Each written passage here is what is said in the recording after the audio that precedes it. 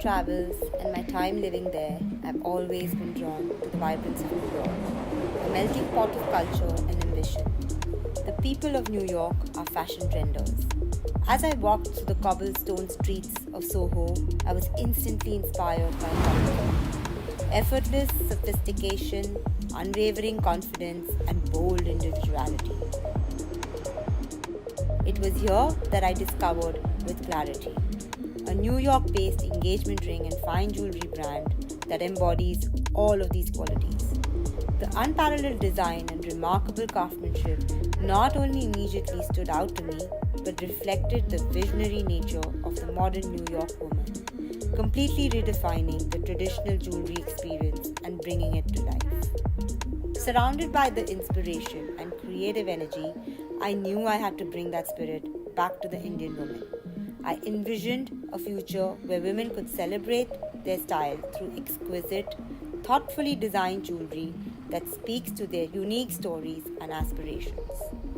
With Clarity paves the way for that, and their jewelry resonates with the bold women around the world who want to feel empowered through self-expression.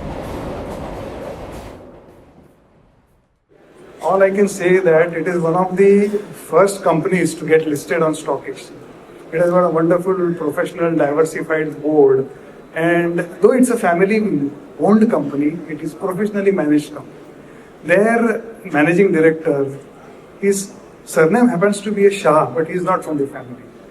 And most importantly, when I was doing an assignment with them, once I went to attend a meeting. I saw a lot of limousines parked outside.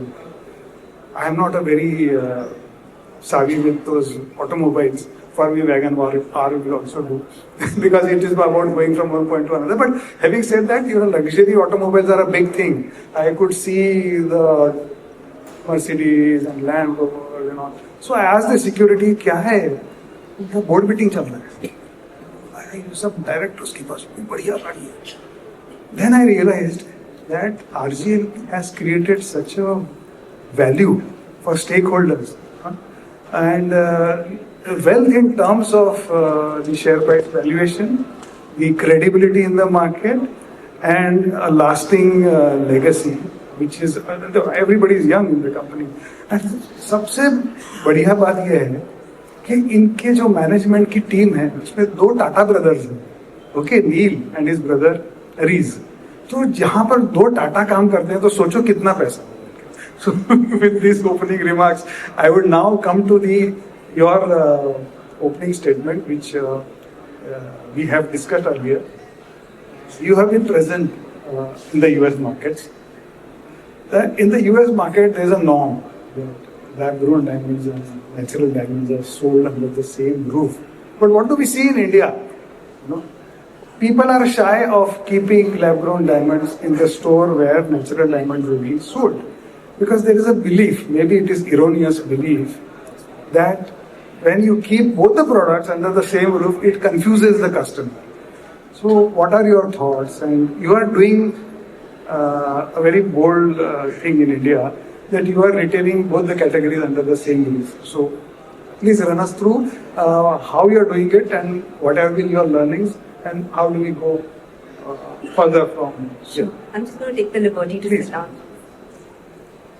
Your time starts now. Good afternoon, everybody, and thank you for that lovely intro. I'm really honored to be a part of this panel.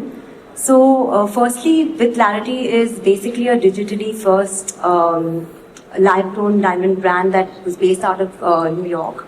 I am the founder for Irasva Jewellery as well as the Chief Creative Officer for With Clarity. Initially, what was unique when we kind of discovered With Clarity was that it was already one of those brands that was selling lab-grown diamonds as well as natural diamonds on their website portal.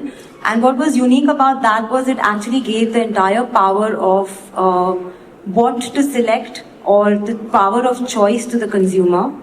Not only did it allow the consumer to decide what design resonates with them, it allowed the consumer to decide whether I want a lab-created diamond, whether I want a natural diamond, whether I want a gold piece of jewelry, or whether I want whether I want yellow, whether I want white. So the whole journey was extremely customized, and that was quite unique to me, and it did have some kind of basis where it was kind of picking up market cap in or market share in the US market, and that really resonated with us as a brand in Irasva.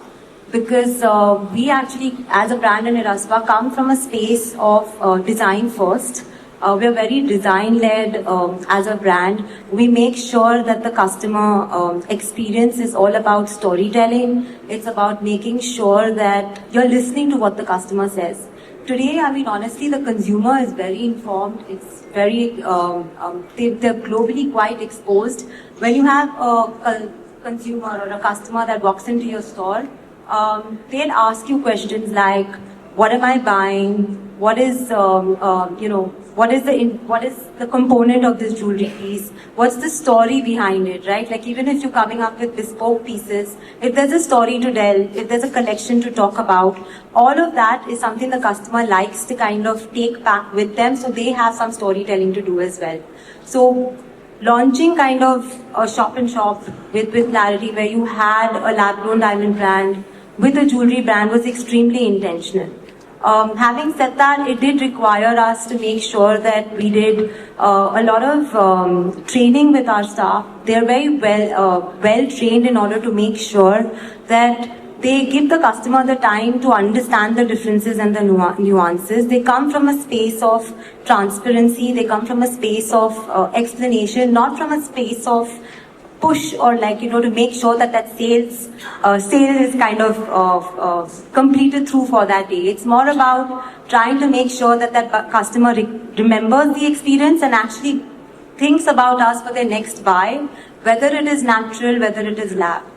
And to expand a little bit more about on the luxury journey, I think honestly going forward with whatever little learnings I've had being part of this thing, luxury going forward is becoming more and more inclusive. It's not confined anymore. It's not defined in certain norms. It's becoming more of a space to kind of open space up for innovation, open up a space for an experience where design is celebrated, jewelry is kind of what's the word? I'm losing my phone.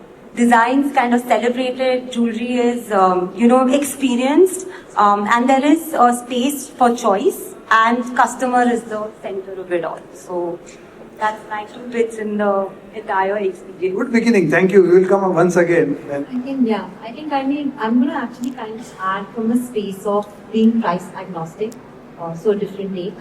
I think with, I think in India, jewelry has always been investment buy. I think once, at least with the way we've had certain experiences within our store, right? Like once you start educating a customer to say, this is not investment value. It's not a diamond. In terms of, and diamonds also dropped their prices by 30%. And if you start focusing on the need and the design and the style and what you're kind of giving them as an overall package, as a retailer, that starts holding more weight. At least in the US, I think once you stay in the commoditized side of designing, you're always going to be the last end person standing, right? Who's the cheapest? But if you kind of focus on detailing, giving things that are not there within the market, finding the right space, then you're distinguishing yourself and creating a brand identity or a design identity for somebody to walk into your store because you give something that someone else does. So I think taking off on the conversation of opening multiple stores, I think, and again, it's going to come a little bit from personal experience, from what we kind of experience with opening more brand name stores for with Clarity. It's very important to understand your market segment and product fit right market, right? If you come from a space of design led first, then you got to recognize if that market is ready for that design. If we've had experiences in the past where we may have been a little bit ahead of time, in the sense we may be introducing something that's innovative, but the market's not ready to take it. And after 5 years, we'll have somebody else come and do the exact same things, but it is market ready. So I think being in the right, really identifying your landscapes in terms of which territory you're opening up in, exactly what is the what do they buy? Like do they buy more gold? Are they more gold centric? Are they more diamond centric? Is there a particular quality they like? Is there certain markets that prefer beading and colored stones more? Now, if that's a market that does that more, and you're trying to introduce something that's brand new, you've got to be ready for it to take a little bit of time, so the road to profitability is longer. But if you're looking for something where you're just expanding, and you do need numbers for scalability, but I think having the right business model with the right store size, the right inventory size, and the right product is very key. So, I'll ask you a pointed question. If it is okay, please answer. You acquired this company, and how has been the progress? Do you think it is a scalable model, a profitable model? I mean, the parent organization has a stake in the company. I'm not myself really involved in its daily functionings every day, but there are a couple of learnings. You have to understand that it's a brand. Okay. He is Cartier's great grandson, so he comes with a lot of legacy. Cartier's great grandson is kind of doing labs, so a lot of people or his clientele have always been material agnostic, and he's very, very clued in on designer, pretty much pegging. I don't know if it's actually comparing the right, apples to apples to the extent where you're talking about like a luxury niche guy, and then some of the other brands, it's like comparing Chanel to like a high street brand, right? Because here it's a little bit about exclusivity and you have to decide where you fit in, and with the others it's a little bit more about scalability and volume. I mean, in the apparel business, it's already there. Sabyasachi sells in London today. And he sells at Sabyasachi, he doesn't sell at anything else. You have to give an example, even Zoya is on the way, but they are only, where they are lacking is opening stores in other geographies. So it is happening. I mean, but in the LGD space, it may take a longer time. That's what I'm trying to say. I mean, like I say, for me, I'm a little bit material agnostic in terms of whether it's in LGD, whether it's in natural, whether it's in gemstones. I mean, and also to a certain extent, there was a certain retailer that was retailing out of Harrods in London. Didn't have a lot of retail stores. There's a few presences, but it may take time. We are a little far from what the apparel guys have done, but it's very doable.